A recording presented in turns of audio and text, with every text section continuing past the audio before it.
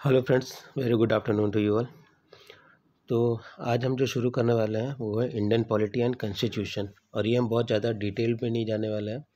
From NCERT point of view से हम important जो बुलेट पॉइंट्स है और जो एग्ज़ाम्स के लिए जो इम्पोर्टेंट रहने वाले हैं, मतलब सभी टॉपिक्स को कवर करेंगे और फटाफट just as a revision series ये पॉलिटी और कॉन्स्टिट्यूशन तो क्या कम समय में इजीली रिवाइज हो जाएगा और अच्छे से याद भी रहेगा।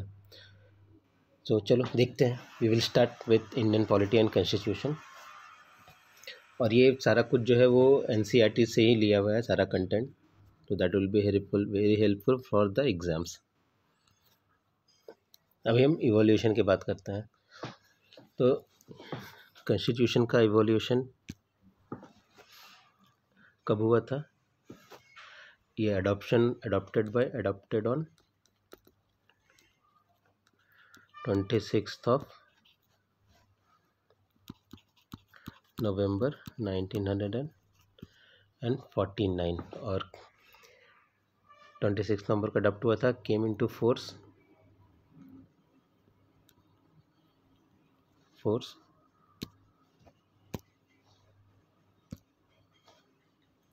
On 26 January 1950। ओरिजिनली कितने थे इसमें? Originally there were 22 parts, 395 articles and 8 schedules. तो ये बेसिक इंट्रोडक्शन और क्या कह सकते हैं, evolution of the constitution. So this is the largest written, it is also the largest written constitution of the world. Now इसके बाद देखते हैं एडमिनिस्ट्रेटिव एवं लेजिस्लेटिव रिफॉर्म्स बिफोर 1857। पता 1857 में क्रांति आई थी, उसके बाद चीज़ें चेंज हो गई थी। तो उसके पहले कैसे था, क्या क्या था, वो इम्पोर्टेंट चीज़ हम देखते हैं। सबसे पहला क्या था?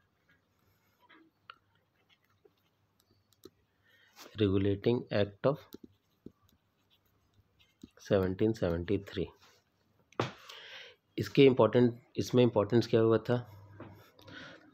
तो जो governance of East India company था ना, वो अंडर ब्रिटिश पार्लियामेंट्री कंट्रोल में आ गया था। The governance of East India Company was put under British parliamentary control. और जो गवर्नर ऑफ बंगाल थे, governor of Bengal was nominated as governor general of all 3 provinces.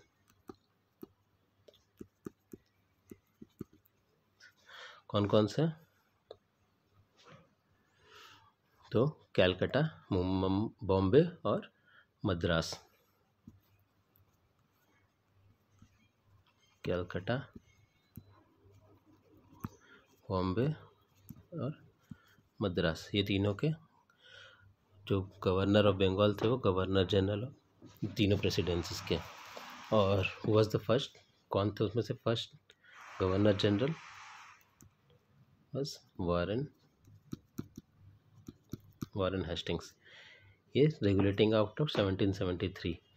और एक इसी में by this act only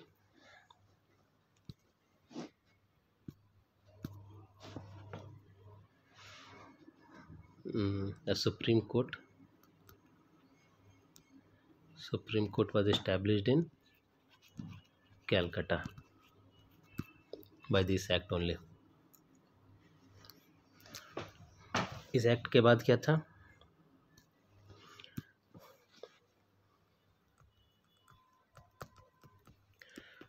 Pitt's India act of 1784।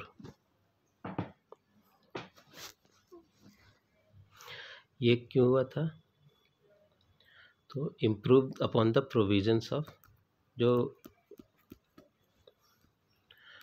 खामियां थी 1773 में, उसको दूर करने के लिए प्रोविजंस ऑफ एक्ट ऑफ 1773। और एक इम्पॉर्टेंट था जो question exam point of view से इम्पॉर्टेंट है, वो क्या होता है, बोर्ड ऑफ कंट्रोल्स का गठन होता है इसमें, इस एक्ट के through, board of control, and it was headed by British minister of British government. और ऑल पॉलिटिकल रिस्पॉन्सिबिलिटीज जो थी, all political responsibilities was given to all political responsibilities was given to this board। तो ये था Pitt's India act 1784 का। इसके बाद क्या था,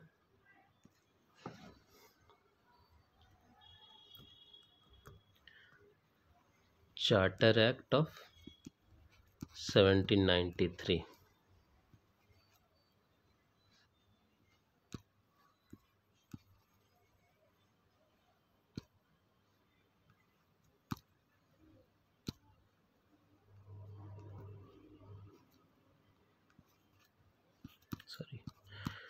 चार्टर एक्ट ऑफ 1793। इसमें ज़्यादा कुछ नहीं था, बट सिर्फ सीरीज में हम देखते जा रहे हैं। इसमें था provided for the payment of, but ये भी पूछ सकता है, payment of salaries of the members of, जो बोर्ड बना था 1784 में, उनके salaries from the Indian revenue, जो इंडिया से जो रेवेन्यू जनरेट होगा उससे ही उनकी सैलरीज होनी थी। ये किस में था, तो चार्टर एक्ट ऑफ 1793 में। इसके बाद क्या था, इससे ही लिखता हूँ,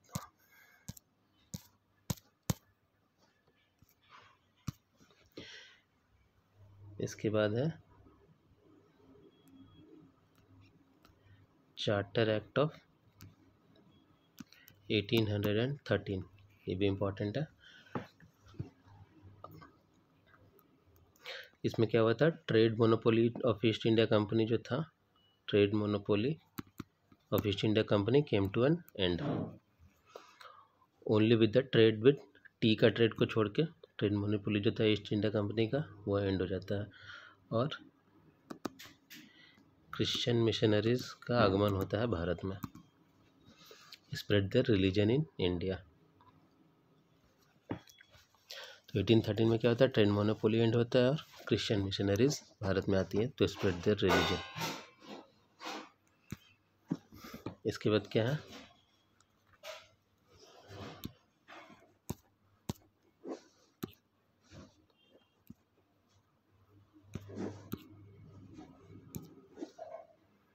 इसके बाद है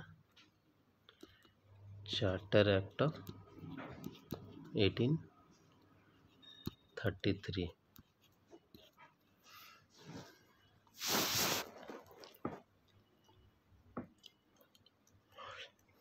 इसमें क्या होता है, सिंगल बजट बनता है फ्रॉम द गवर्नर जनरल के साइड से, single budget for the country,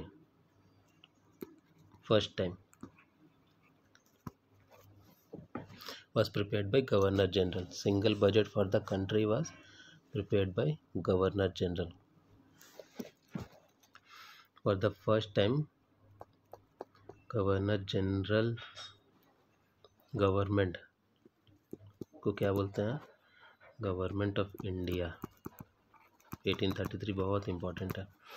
governor general council को गवर्नमेंट ऑफ इंडिया बोलते हैं एंड उसका जो काउंसिल है उसको इंडियन काउंसिल।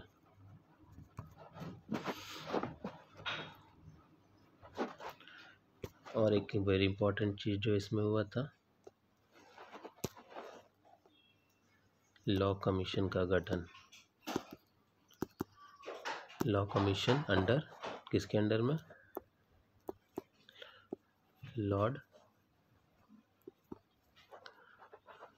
मैकॉले के अंडर में, for codification of law.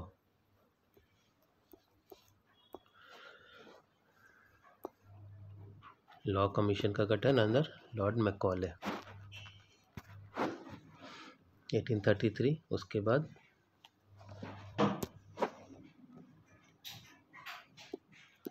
Charter act of 1853। इसमें क्या था, recruitment of government employees, companies employees through competitive exams, recruitment of companies employees through competitive exams। और इसका जो मोस्ट इम्पॉर्टेंट है क्या है, introduce for the first time representation of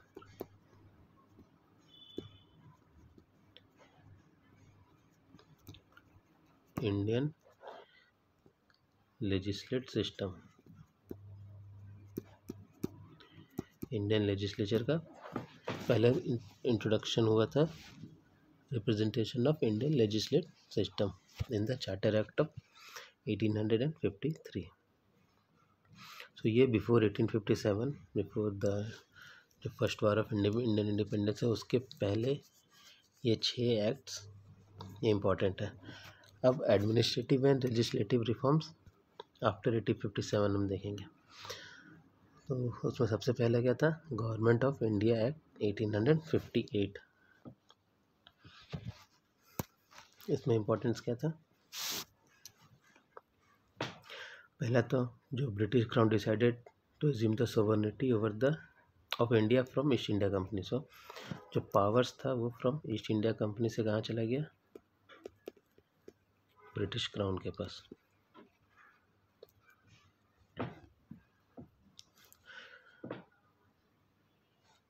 मतलब पूरा ब्रिटिश का कंट्रोल अब directly from East India company के थ्रू नहीं, डायरेक्टली फ्रॉम द ब्रिटेन अभी इंडिया में एडमिनिस्ट्रेशन का चला गया। दूसरा क्या था, कंट्री वाज डिवाइडेड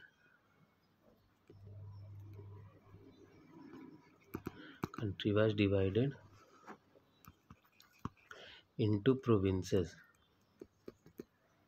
और उनको हेड कौन कर रहे थे, हेडेड बाय गवर्नर और बाय ए गवर्नर और ए लेफ्टिनेंट गवर्नर, और उनके जो एग्जीक्यूटिव काउंसिल्स हैं उनके द्वारा। So this is important for 1858। और भी है 1858 में,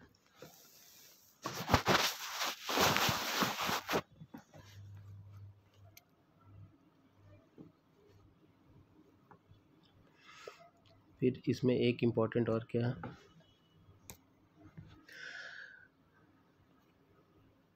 court of directors and board of control जो 1784 में बना था फॉर पॉलिटिकल डिसीजंस के लिए, board of control were abolished. तो ये भी पूछ सकता है बना कब था, 1884 में, और एबॉलिश कब हुआ, तो 1857 में। और एक जो मोस्ट इम्पॉर्टेंट, बहुत इम्पॉर्टेंट है, तो गवर्नर जनरल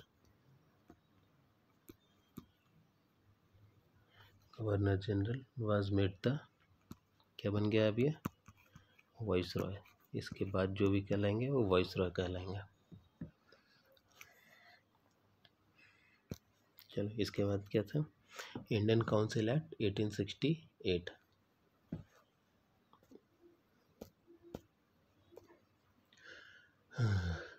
तो इसमें इम्पोर्टेंट क्या था, 1861 में जो वाइस रॉय थे ना, वाइस रॉय कुछ इंडियंस को एज ए नॉन ऑफिशियल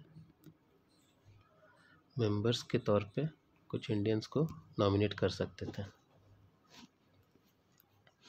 दूसरा ये स्टार्ट था, बिगिनिंग कह सकते हैं, दिस इज द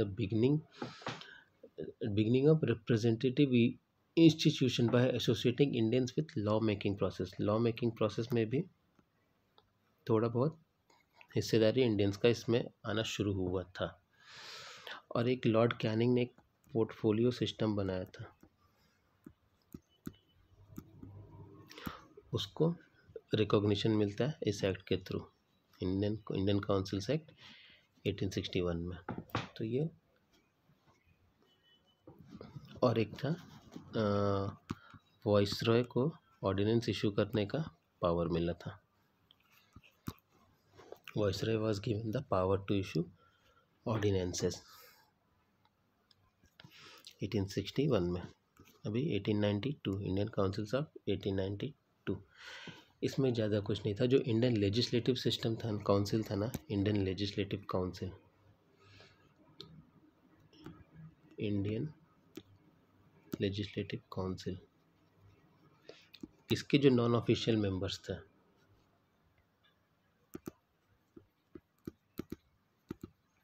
इसके जो नॉन ऑफिशियल मेंबर्स थे वो नॉमिनेट होते थे किसके थ्रू? By Bengal chamber of commerce and provincial legislative councils. और जो प्रोविंशियल लेजिस्लेटिव काउंसिल्स थे उसके मेंबर्स नॉमिनेट होते थे किसके थ्रू? बाय लोकल इलेक्शंस के, जैसे universe such as local bodies के थ्रू, जैसे यूनिवर्सिटीज़ हो गया, जमीन डिस्ट्रिक्ट बोर्ड हो गया, म्यूनसिपैलिटीज़, जमींदार्स, इनके थ्रू प्रोविंशियल लेजिस्लेटिव काउंसिल्स के नॉन ऑफिशियल मेंबर्स और इंडियन लेजिस्लेटिव काउंसिल के नॉन ऑफिशियल मेंबर्स नॉमिनेटेड होते थे किससे? Bengal chambers of commerce and provincial legislative councils. ठीक है। और इधर फर्स्ट टाइम बजट पे डिस्कशन कब हुआ था? So in first time discussion on budget, ये भी हुआ था इन इंडियन काउंसिल्स एक्ट 1892 में। इसके बाद क्या था? Morley Minto reforms and the Indian councils act 1909। इसका इम्पोर्टेंट क्या है? साइज है इंडियन लेजिस्लेटिव काउंसिल का, प्रोविंशियल लेजिस्लेटिव काउंसिल का, the size of provincial legislative council was enlarged by including elected non-official members so that official majority was gone। चलो important है, पहले हम वो डिस्कस करते हैं।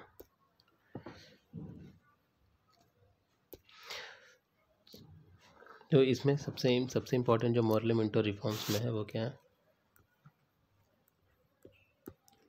Muslims were given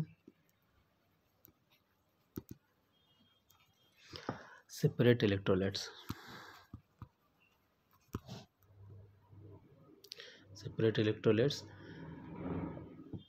and there were reservation of seats on religious grounds। पहली बार जो seats का रिजर्वेशन था वो रिलीजियस ग्राउंड पे था, मतलब ओनली मुस्लिम्स कैन वो vote the Muslim candidates. Second important क्या है? सत्येंद्र प्रसाद सिन्हा, सत्येंद्र प्रसाद सिन्हा ये जो थे became the first Indian to join the viceroy's executive council। He was the first Indian, Satyendra Prasad Sinha was the first Indian to join the Viceroy's executive council।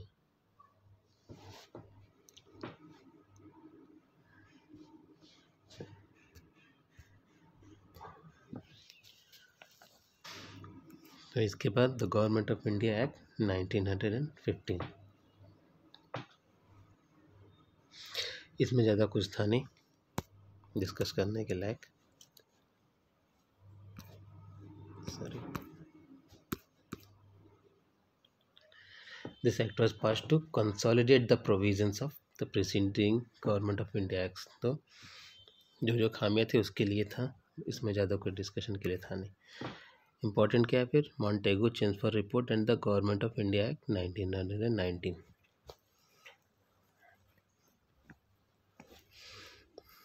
इसमें क्या हुआ था?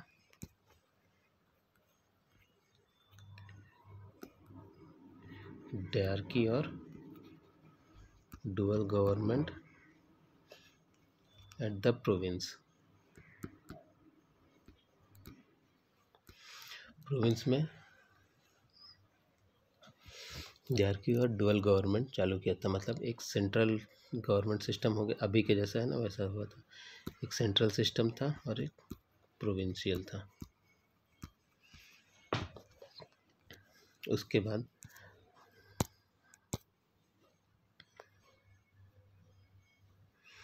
जो प्रोविंशियल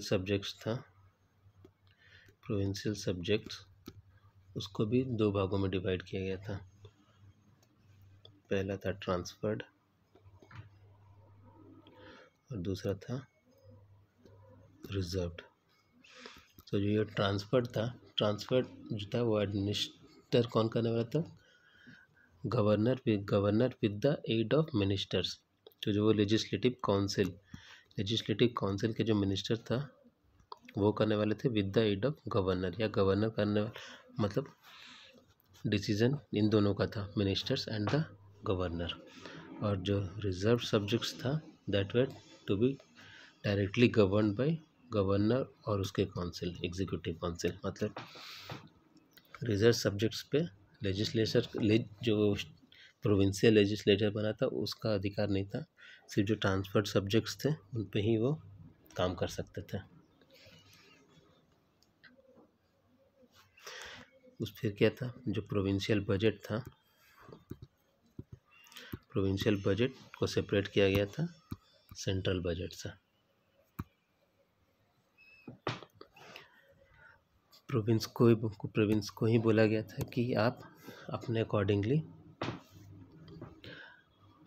अपना बजट बना सकते हैं separately levy its own taxes relating to provincial sources of revenue. आप अपने प्रोविंस में sources of revenue, according to sources of revenue आप टैक्स लगा सकते हैं और आप अपना बजट खुद से बना सकते हैं।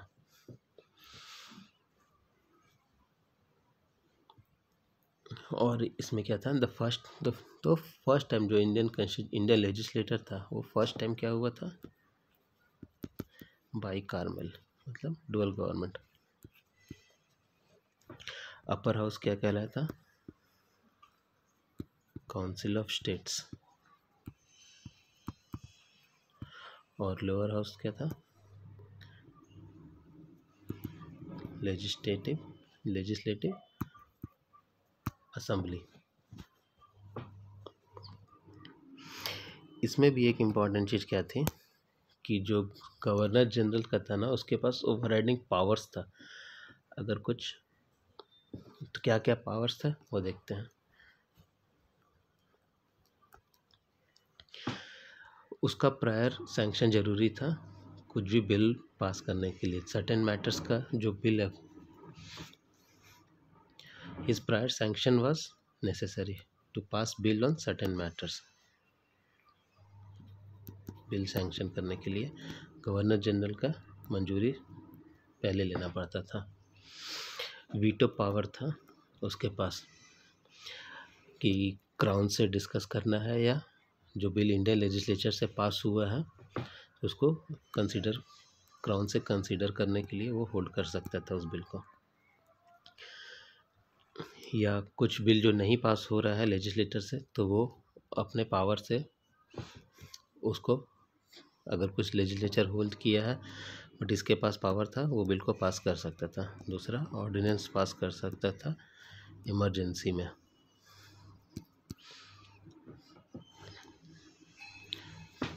तो ये था मॉन्टेगू चेम्सफोर्ड रिपोर्ट और गवर्नमेंट ऑफ इंडिया एक्ट 1919 के कुछ इम्पोर्टेंट चीज़। इसके बाद क्या था, इनको रिव्यू करने के लिए 1919 में जो बना था, इनको रिव्यू करने के लिए 1927 में साइमन कमीशन आता है जिनके नेतृत्व में आता है सर जॉन साइमन। इसका, और ये रिपोर्ट कब सबमिट करता है अपना, 1930 में। इसका इंडिया में काफ़ी विरोध होता है, साइमन गो बैक, क्योंकि इसके जो मेंबर्स रहते थे विद ऑल वाइट्स।